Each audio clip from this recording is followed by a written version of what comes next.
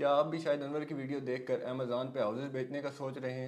Amazon पे घर बेचने से पहले एक बार ये वीडियो लाजमी देख लें। अस्सलाम वालेकुम। जैसा कि आप सबको पता ही है, आजकल हर तरफ ट्रेंडिंग पे यही वीडियो चल रही है कि अमेज़ॉन पे पोर्टेबल हाउस सेल करें। तो सब यही बता रहे हैं कि आप सेल करें, लेकिन ये नहीं बता रहे कि इसमें आपको क्या नुकसान हो सकते हैं या किस तरह के सेलर्स ये सेल कर सकते हैं और किस तरह के सेलर्स ये सेल नहीं कर सकते। तो आज की वीडियो में हम आपको बताएंगे कि आपको अमेज़ॉन पे हाउसेस सेल करने चाहिए या नहीं करने चाहिए। अगर आप सेल करते हैं तो उसके क्या बेनिफिट्स हो सकते हैं, क्या नुकसान हो सकते हैं, वो सब आपको पता होना ज़रूरी है। तो चलते हैं स्क्रीन की तरफ। पहले मैं आपको ये बता देता हूँ कि आपने ये सेल कैसे करना है और इसके लिए क्या क्राइटेरिया है। अच्छा, तो इसके लिए सबसे पहले आपके पास अमेज़ॉन का अकाउंट होना ज़रूरी है। उस पर आपका ट्रेडमार्क रजिस्टर होना चाहिए। तो उसके बाद हम अली बाबा पे जाके देखते हैं कि इनकी क्या प्राइसेस चल रही हैं। तो ये हम आ गए अली बाबा पे। यहाँ पे आप देख सकते हैं वेरीफाइड सप्लायर्स $3900 टू $7800, $6500, डिफरेंट तरह की प्राइजेज़ में ये सारे के सारे घर लगे हुए हैं। अब अगर इनको हम कंपेयर करें कि ये हाउसेस सेल कितने में हो रहे हैं, तो हम ये देख लेते हैं अमेज़ॉन पे।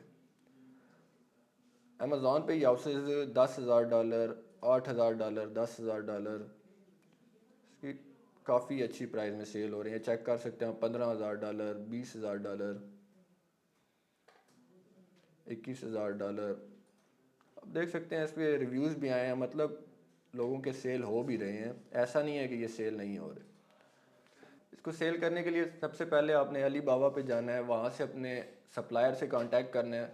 आपको जिस तरह का भी हाउस सेल करना है, आपने उसकी पिक्चर्स, डायमेंशंस वगैरह A to Z सब चीज़ें सप्लायर से ले लेनी है और फिर आपने अपने अमेज़ॉन के अकाउंट पर लिस्ट कर देना है। जैसे बाकी प्रोडक्ट्स का क्राइटेरिया होता है, सेम वैसे ही है। उसके बाद आपने जस्ट वेट करना है कि आपको ऑर्डर कब आता है। जैसे ही आपको ऑर्डर आ जाएगा, आपने उस ऑर्डर को, उसकी डिटेल्स पिक करनी है, अपने सप्लायर को देनी है और उनको कहना है कि ये ऑर्डर आप प्लेस कर दें। तो विद इन 30 डेज़, 45 डेज़ इसके लगते हैं। अगर बाई शिप आप उसको करवाते हैं तो आपका ऑर्डर शिप हो जाता है और वो डायरेक्ट आपको आपके कस्टमर के घर तक पहुंचा देगा। तो इसके लिए आप FBM करते हैं, क्योंकि ये FBA पे पॉसिबल है ही नहीं। FBA पे बहुत हैवी फीस चार्ज हो जाती है। उसके अलावा उनका जो स्टोरेज वेयर हाउस होता है ना, वो इतनी बड़ी प्रोडक्ट्स की रिस्पॉन्सिबिलिटी लेते ही नहीं है। वो उनको FBA करने का अलाउ ही नहीं करते। तो इसके लिए इसको हम FBM ही करेंगे।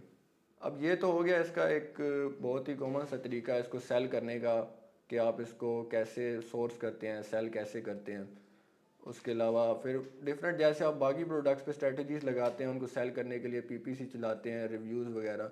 रिव्यूज़ तो ज़ाहिर है इस पर आप उस तरह नहीं ले सकते, लेकिन PPC एडवर्टाइजमेंट अच्छी से अच्छी करके तो आप इनको सेल कर सकते हैं। अब हम दूसरी साइड पे आते हैं कि अगर आप इनको सेल करते हैं तो आपको क्या नुकसान हो सकते हैं और ये किस तरह के सेलर्स के लिए है। आपको ये सेल करना चाहिए या नहीं करना चाहिए। अगर तो आप एक न्यू सेलर हैं, आपके पास इन्वेस्टमेंट नॉर्मल सी है, बहुत ज़्यादा नहीं है, तो फिर ये आपके लिए बिल्कुल भी नहीं है। ये काम वही सेलर्स कर सकते हैं जिनके पास इन्वेस्टमेंट अच्छी है और वो लॉस बर्दाश्त कर सकते हैं। अब लॉस किस तरह के होते हैं इसमें, वो भी मैं आपको बताता हूँ। पहले तो इसमें जो आपको ट्रेडमार्क वाला अकाउंट चाहिए होता है अमेज़ॉन पे, तो ट्रेडमार्क में ही आपका अच्छा खासा एक्सपेंस आ जाता है। सिंपल अकाउंट, जेनेरिक अकाउंट या MPL वाले अकाउंट पे आपको सेल ही नहीं आती। अगर आपने ट्रेडमार्क वाला अकाउंट बना लिया है, अमेज़ॉन का अकाउंट आपके पास, ट्रेडमार्क आ गया, सब कुछ आपके पास है, तो फिर उसमें ये है कि आपने लेट्स सपोज हाउस लिस्ट कर दिया। सबसे पहले तो उस पर आपके पास बाय बॉक्स ही मुश्किल से आता है FBM पे। तो ये जैसा कि आप देख सकते हैं, इसमें ऐसे भी सेलर्स बैठे हैं जिनके पास बाय बॉक्स शो ही नहीं हो रहा, उनका बाय बॉक्स सप्रेस्ड हुआ हुआ है।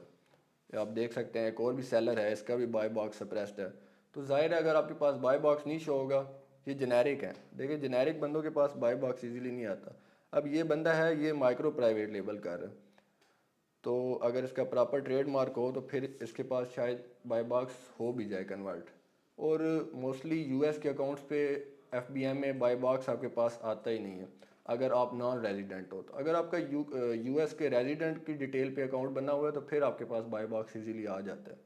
लेकिन अगर आप नॉन रेजिडेंट हो तो फिर आपके पास बाय बॉक्स रोटेट ही नहीं होता।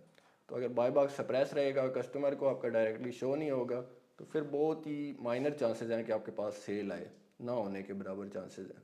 یہ تو آ گیا ایک مین پوائنٹ. اس کے بعد نیکسٹ پوائنٹ یہ ہے کہ اگر آپ سٹارٹ کرتے ہو سیلنگ، آپ کو لیٹ سپوز ایک آرڈر آ جاتا ہے، آپ کی ٹوٹل انویسٹمنٹ ہی $5,000 ہے.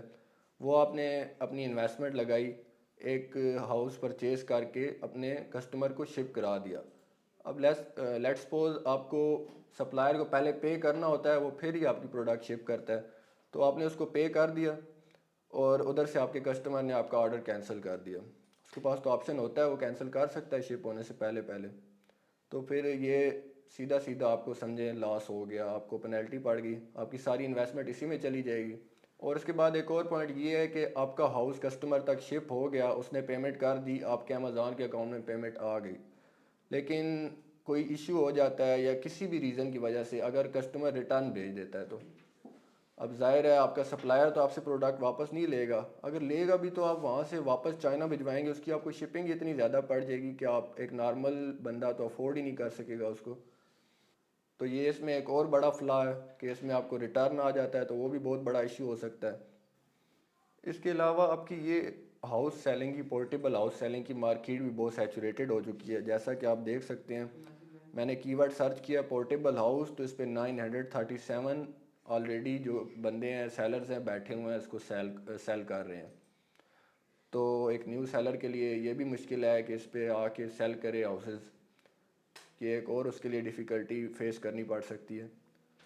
لیکن پھر بھی اگر آپ کو یہ ہاؤس سیل کرنا ہے پورٹیبل ہاؤس امیزون پہ، تو میں آپ کو یہی سجیسٹ کروں گا کہ جب کسٹمر آرڈر کرتا ہے تو آپ اس کی ڈیٹیلز، اس کی جو ڈیٹیلز ہوتی ہیں اس میں اس کا نمبر بھی ہوتا ہے، آپ اس کو کال کریں، اس سے کنفرمیشن لیں، اسے بولیں یہ چیزیں ہوتی ہیں اس میں، یہ سارا سنیری ہوتا ہے، تو آپ ٹوٹلی طور پہ سیٹسفائی ہیں، شیور ہیں یہ آرڈر کرنے پر.